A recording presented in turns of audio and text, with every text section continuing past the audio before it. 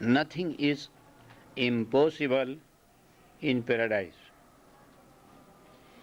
یہ خانہ حکمت کا مقولہ ہے، اور اس مقولے کے بیک گراؤنڈ میں اس کو تقویت دینے کے لیے، اس کو سچ ثابت کرنے کے لیے بہت سی عالیشان آیات ہیں، اور وہ تفصیل بڑی لمبی چوڑی ہے. لہذا آپ یہ قبول کریں کہ nothing is impossible in paradise. اسی سے ریلیٹڈ جو اس انڈیکس میں آیا بھی ہے کہ ایک حدیث میں یہ ارشاد ہوا ہے، بہشت میں ایک بازار ہے، اس بازار میں اور کچھ مال و متاع نہیں، صرف تصویریں ہیں. اگرچہ حدیث میں صرف تصویروں کا نام ہے، لیکن ہم آپ علم کی روشنی میں یہ کہہ سکتے ہیں کہ وہ کاغذی تصویریں نہیں ہیں، زندہ تصویریں ہیں. اس بازار میں جو بھی جائے اور جس تصویر کو وہ پسند کرے،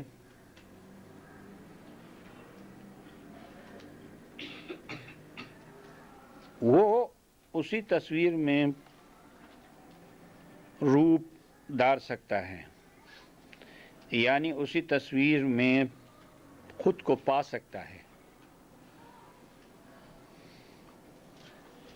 مثلا وہاں کسی بادشاہ کی تصویر ہے، یا کسی بزرگ ہستی کی تصویر ہے، ایون کسی پیغمبر کی تصویر ہے، کسی امام کی تصویر ہے، تو کوئی شخص، کوئی مومن، کوئی مومنہ پریکٹیکلی اس ہستی میں خود کو پا سکتا ہے. یہ کیوں کر ممکن ہو جاتا ہے؟ اول تو براہ راست جیسا کہ کہا گیا کہ بہشت میں ہر چیز ممکن ہے، اور اس امکانیت کے لیے یوں ہے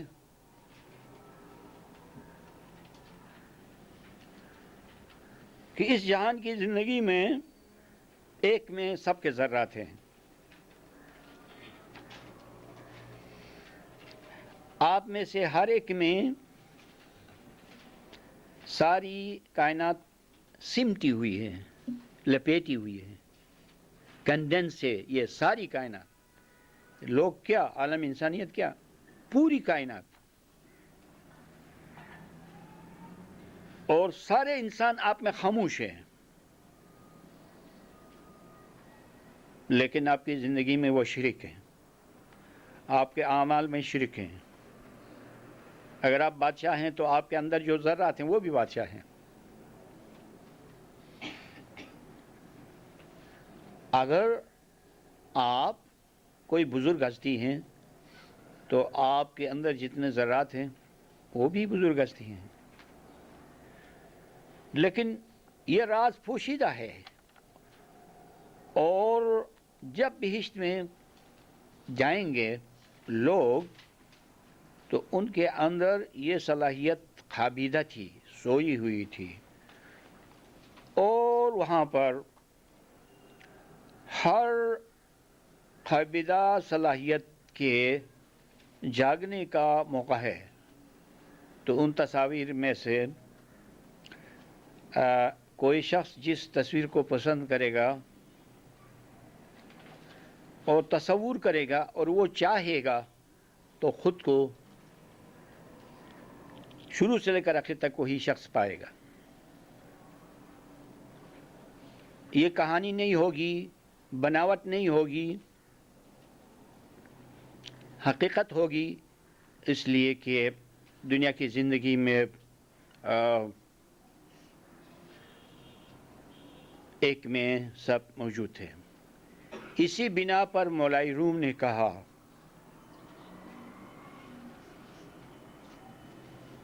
بانو ہے در کشتی بودم،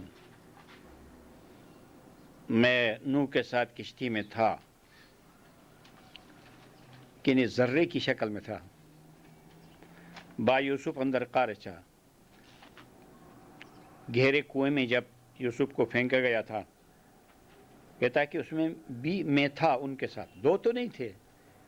تو یوسف کے اندر ذرے کی شکل میں تھا، وہی بتاتا ہے. من ہمدمی عیسیٰ بودم، میں عیسیٰ کے ساتھ بھی تھا. من عاشقی دیر نام، میں تو آج کے دن کا عاشق نہیں ہوں، میں تو بہت ہی پرانا عاشق ہوں. اسی حقیقت کو یہ اشعار ٹچ کرتے ہیں.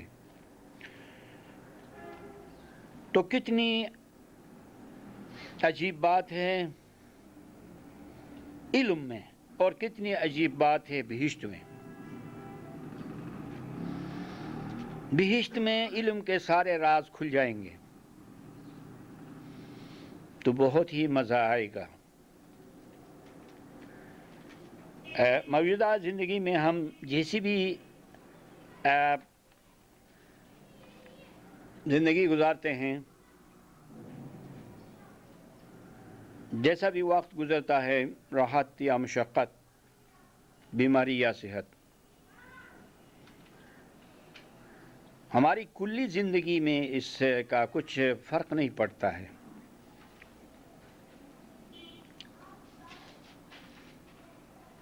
قرآن ہم کو بتاتا ہے اور توجہ دلاتا ہے، پرزور الفاظ میں فرماتا ہے کہ رحمان کی مخلوق میں مساوات ہے، برابری کا تصور ہے. ایسا نہیں ہے کہ ایک بادشاہ ہے اور ایک گدھا ہے، ایک امیر ہے اور ایک غریب ہے، ایک مرد ہے اور ایک عورت ہے، ایک قوی ہے اور ایک کمزور ہے، ایک بہت اچھا ہے ہستی سے، شکل سے، اور دوسرا اس کے برابر نہیں ہے، ایک خاندانی ہے اور ایک کمینہ ہے، وغیرہ. تو یہ ظاہر میں ہے، اور جب کلی زندگی کو دیکھتے ہیں اور اس تک ہماری رسائی ہوتی ہے تو عجیب بات ہے، بڑی عجیب بات ہے کہ اس کو ہم نے مساواتی رحمانی کہا. رحمان کی طرف سے برابری، یہ سچ بات ہے. اور ذرا عقلی جزوی سے پوچھے کہ وہ بھی یہی چاہتی ہے کہ ایسے مہربان خدا کو کیوں فرق رکھنا چاہیے کہ غریب ہے، ایک بہت غریب ہے، ایک بہت امیر ہے، ایک بار بار بیمار ہو جاتا ہے، ایک صحت مند ہے، ایک پہلوان ہے، ایک بہت ہی ضعیف ہے، ایک اپنے خاندان پر فخر کرتا رہتا ہے، ایک ایسا بھی ہے کہ اپنے آباء و اجداد کا تذکرہ کرنے سے ہچکچاتا ہے. جیسے سلمان فارسی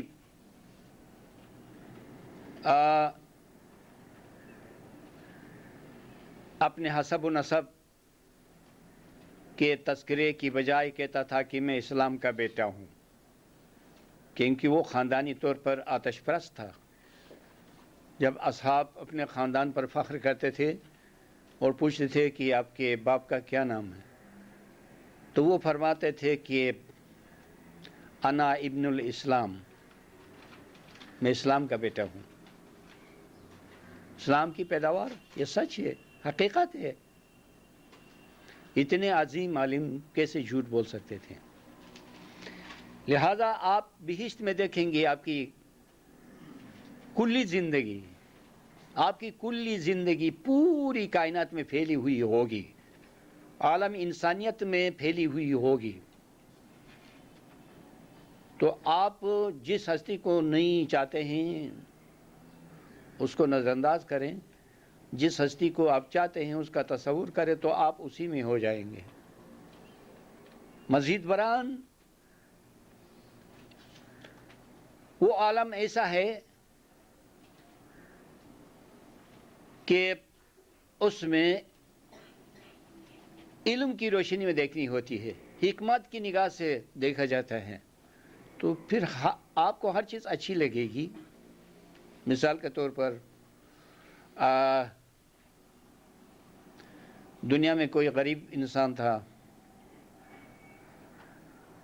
لوگوں کی نظر میں کمتر تھا، لیکن بہشت میں جا کر اسی کی صورت کو، اسی کی تصویر کو لی جائے تو اس کے اندر سے خدا کے اسرار اور غریبی کی حکمت، کمزوری کی حکمت، اور پھر عبادت کس طرح ہوتی ہے، عاجزی میں، شکر گزاری میں، اور فخر سے کیا کیا نقصانات ہوتے ہیں، اور بڑائی اور تکبر انجام میں ایک لعنت ہے، تو ایسے بے دھوم کا پتہ چلے گا۔ دوسری طرف سے اور مساواتی رحمانی، اس لفظ کو آپ یاد کریں، مساواتی رحمانی، میم، سین، الف اور میم پر پیش، اور میم پر پیش، مساواتی رحمانی، تے پر زیر، رحمانی۔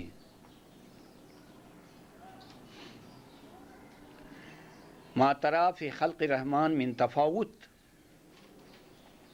اسی سے یہ اصطلاح بنائی گئی ہے، ہم نے بنائی ہے، مساواتی رحمانی، اور اس پر زور دیا ہے، اس کو نکھارا ہے، اس کو سمجھا ہے، اس کی وضاحت کی ہے۔ تم رحمان کی مخلوق میں کوئی فرق نہیں پاؤ گے، تفاوت، فرق۔ یہ اسرار ہے علم کے، حکمت کے، قرآن کے، امام کے۔ لہذا دیکھا آپ نے کہ علم میں کیا مزہ ہے، اور اس علم سے کیسی کیسی مایوسیاں ختم ہو جاتی ہیں، کیسی کیسی عظیم امیدیں وابستہ ہو جاتی ہیں،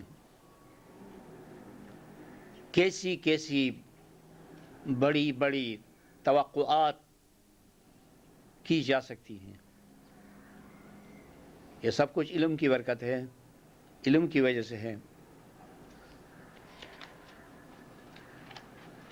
تو آپ کو پھر یہ سوال ہوگا کہ ایسے غلمان جو ہمیشہ جوان ہیں تو کس طرح وہ پیدا کیے گئے؟ کیونکہ قانونی فطرت تو یہ ہے کہ ہر انسان سب سے پہلے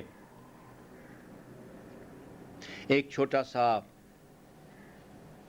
بچہ پیدا ہوتا ہے، اور رفتہ رفتہ وہ نوجوان ہوتا ہے اور آگے بڑھتا ہے۔ اس قانون کے برعکس بہشت میں کیوں ایسا ہے کہ وہاں پر ازلی اور ابدی لڑکے ہیں؟ میں نے ازلی کہا کیونکہ جہاں ابد کی بات ہوتی ہے وہاں ازل کی بات بھی ہوتی ہے۔ یہ ازل و ابد کوئی ماضی اور مستقبل نہیں ہے، یہ وقت کو کلوز کرنے کی بات ہے کہ خدا اس پر قادر ہے کہ وہ بھاگتے ہوئے وقت کو واپس لوٹائے،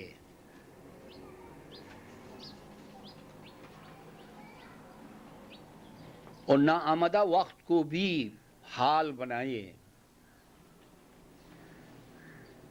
وقت کے بارے میں 3 باتیں ہیں ماضی ہے، حال ہے اور مستقبل ہے، اور حال بھی کچھ ٹھہرا ہوا نہیں ہے، بڑی تیزی سے بھاگتا ہے، لیکن خدا اس پر قادر ہے کہ گزرے ہوئے وقت کو لوٹائے اور ناآمدہ وقت کو نزدیک لائیں، اس کا حال بنائیں، پھر ماضی نہ ہو، مستقبل نہ ہو، اور سارا زمانہ حال ہی حال ہو جائے۔ اس کو فلسفیوں نے پایا ہے، اور اس سے کا ایک نام ہے، وہ نام دہر ہے، دال ہائی ہوز را دہر، اور اس کا ترجمہ فارسی میں وقتی زمانی ناگزرندہ، ناگزرنے والا زمانہ، یا ٹھہرا ہوا زمانہ، یا اٹل زمانہ، ایسا زمانہ بھی ہے۔ پھر اس کی کوئی ابتدا نہیں، نہ کوئی انتہا ہے۔ ہم کو اس کائنات کے اندر رہنے کی وجہ سے زمانہ کے سمجھنے میں غلطی ہو رہی ہے، وہ یہ کہ ہم عادی ہیں کہ ہم اس ٹائم پر نظر رکھتے ہیں جو گردش فلک سے بنتا ہے۔